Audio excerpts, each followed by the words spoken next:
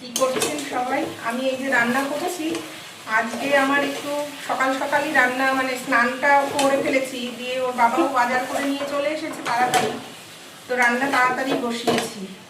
কিন্তু আজকে করার কথা ছিল কি জানেন? এই যে দেখুন, তাহলে বুঝতে পারবেন। এই যে বেরেস্তা ভেজে নিয়েছি, বিরিয়ানি বানানোর কথা ছিল, কিন্তু ছেলের শরীর খুব একটা ভালো না, মানে পেটটা একটু খারাপ।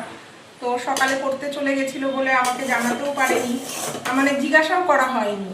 তো সেই কারণে ওর বাবাও বাজার করে নিয়ে এসে দিয়েছে, যে বিরিয়ানি খাবে বলেছে ছেলে, ওই কারণে বাজারও করে নিয়ে এসেছে।